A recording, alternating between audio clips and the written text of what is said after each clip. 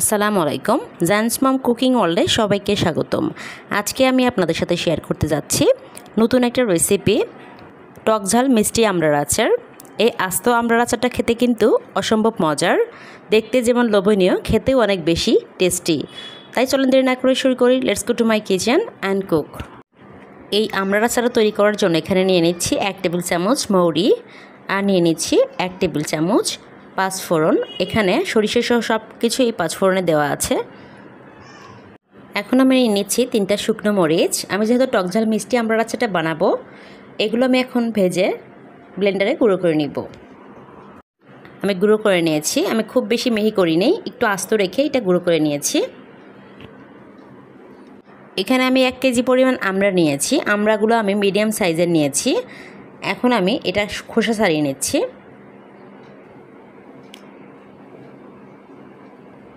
আমার হয়ে গিয়েছে, আমি সবগুলো একইভাবে ছাড়িয়ে নিব। এখন আমি একটি বাটিতে সবগুলো আমড়া নিয়ে একটু ধুয়ে নিব। আপনারা যদি আমার চ্যানেলে নতুন হয়ে থাকেন তাহলে প্লিজ সাবস্ক্রাইব করবেন। এখন আমি আমড়াগুলোকে একটি নাইফের সাহায্যে একটু কুচো কুচো করে নিচ্ছি, যাতে সহজেই টক ঝাল মিষ্টি আমড়ার ভেতরে যেতে পারে। আমি এভাবেই সবগুলো নিয়ে নিব। এখন আমি একটি চুলাতে প্যান বসিয়ে এর মধ্যে দিয়ে দিচ্ছি তেল। আপনারা আচার বানাতে অবশ্যই সরিষার তেলতে ব্যবহার করার চেষ্টা করবেন।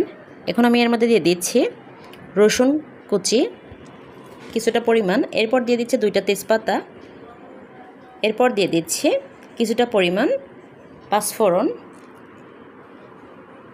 একটু নেড়ে নিচ্ছি, একটু ব্রাউন কালার করে ভেজে নিব। এরপর আমড়াগুলো দিয়ে দিচ্ছি। কিছুক্ষণ আমি আমড়াগুলোকে তেলের মধ্যে ভেজে নিব।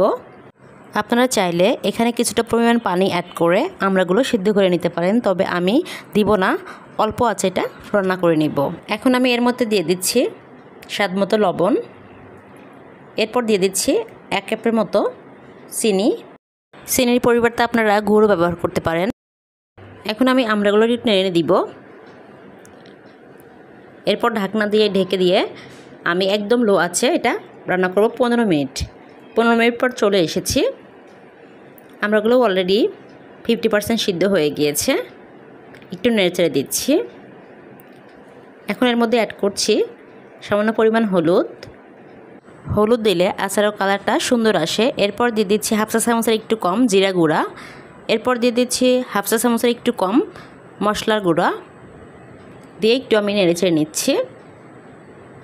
এরপর দিয়ে দিচ্ছি 2 চা চামচ ভিনেগার। ভিনেগার দিলে আচার দীর্ঘদিন নষ্ট হয় না। এরপর ঢাকনা দিয়ে ঢেকে আমি আরও 10 মিনিট রান্না করে নিয়েছি। এরই মাঝে আমি কয়েকবার কিন্তু নেড়ে দিয়েছি, না হলে তলানিতে পোড়া লাগবে।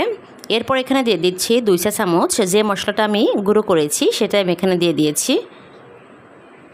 এরপর একটু নেড়েচেড়ে সমস্ত আমড়াই মিশিয়ে দিচ্ছি।